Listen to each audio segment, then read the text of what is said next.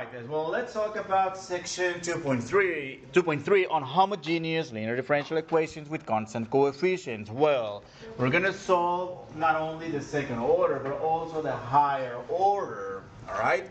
Well, so let's consider and there's a little typo here, consider the second order differential equation with constant coefficients. Notice in this case the derivatives or even the y itself they're not multiplied by a function of x like other differential equations. No, these are just constants, right? Okay, this is what we're going to do.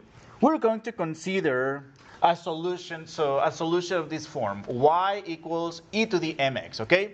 So out of many other functions we could consider, well, we chose the exponential function. Actually, on another method we're going to get later, we will choose another type of functions, you'll see.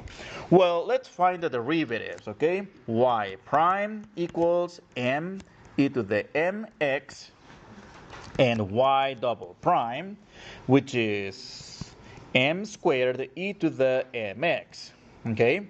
So let's do the usual substitute into the differential equation, okay? That is a times m squared e to the mx plus b times m e to the mx plus c e to the mx, all right, equals to 0. Notice how every single term after substituting, every single term has a common factor e to the mx, right? So let's factor it out. So that's e to the mx times am squared plus b m plus c.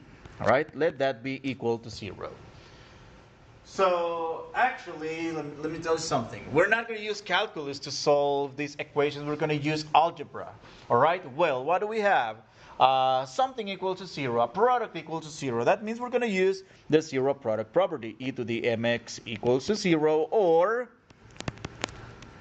am squared plus bm plus c equals to 0. However, do we get anything out of the exponential? Is the exponential e to the mx equal to 0? This is not equal to 0. All right? We're going to go with this trinomial here. All right? And in this case, it will have two solutions. Let's call them m1 and m2. And then we're going to talk about some specifics about this m1 and m2. Okay? So the polynomial we just obtained right here is it's known as the auxiliary equation.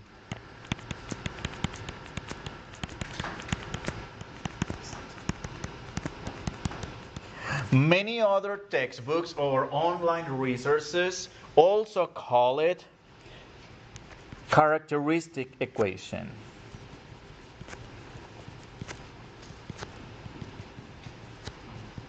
So don't be surprised if you're looking at, say, other textbooks or some YouTube channels or something, and you see the same topic but different names. So characteristic, auxiliary, it's the same. So many authors do the same. Okay. So, well, how do we solve this this polynomial equation? Well, so number one, hopefully that polynomial equation gives us a factorable trinomial, right? But that's not always the case. In many cases, to solve for m, what do? Quadratic formula. B squared minus 4ac,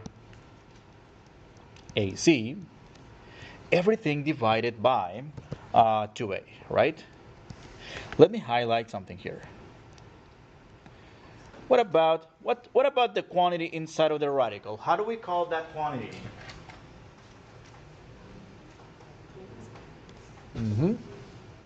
That? There's a special name for this, b squared minus 4ac. All right? Well, it's a radical because it's inside of the radical, but it has a special name. Mm-hmm. Usually okay, D. Well, it starts with a D actually. What? Not domain. What was that?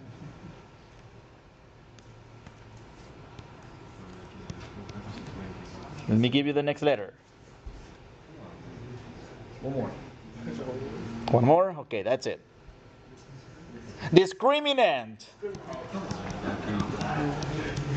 Well, this is, yeah, it sounds weird because it's used to discriminate the solutions, you know? And based on this discrimination, the solutions are classified as real, real repeated, or complex, right?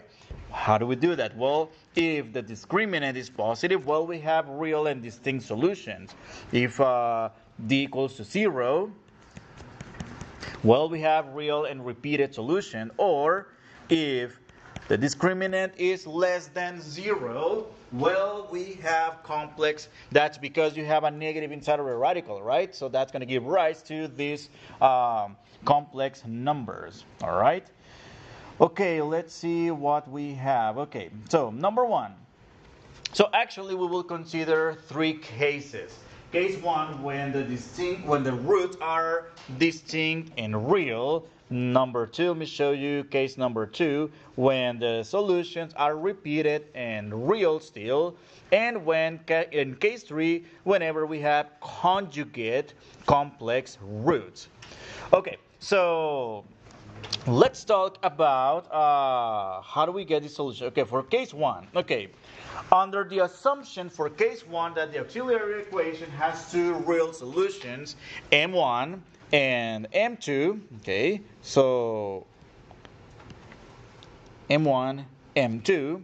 So the 2 solutions will be again of exponential form. However, again, we couldn't get any solutions out of the exponentials. However, the solutions m1 and m2, we get them out of the polynomial, out of the characteristic equation or polynomial. Okay, so as soon as you find m1 and m2, your solutions, y1 equals e to the m1x, and y2 equals e to the m2x. Okay, so what is this? Okay, okay. All right, we will discuss in detail how do we get the other 2 cases. Okay, so I have reserved a space for another derivation for repeated real roots, and I have reserved a big space for the derivation of this of the complex solutions. What's the behind the scenes? In summary, we're going to have 3 cases. If m1 and m2 are distinct, all we do is C1 e to the first solution x plus C2 e to the M2, which is the second solution, x. In the repeated case, notice it looks similar except that we have an x multiplying with the exponential unlike the previous case. And if the solutions are complex, e to the alpha x, C1 cosine beta x plus C2 sine beta x. Well, that's because the complex solutions are of the form, so m will be alpha plus or minus some beta, what is that, x maybe? Yes, x, you know. Oh, no, not x. Actually, it's I, the imaginary unit, okay? So, well, those are the 3 cases. At least let me give you one example of the first example, okay? So, let's at least do maybe 1 or 2 examples. I think, yeah, we have time for maybe 1. Okay, the differential equation y double prime minus 5y prime minus 24y equals to 0. No calculus at all. No humongous formula to reduce the order or the like. All we do here, check. Turn the differential equation into an algebraic equation, m squared minus 5y, then minus 5m, minus 24. Let it equal to 0, and solve the polynomial equation. Hopefully this polynomial is factorable. I wonder if it is, so it seems like it is. Use the double bubble method. Okay, factors of negative 24 that add up to negative 5. What are they? 1 minus, 1 plus, of course. Factors of the negative 24 that add up to negative 5.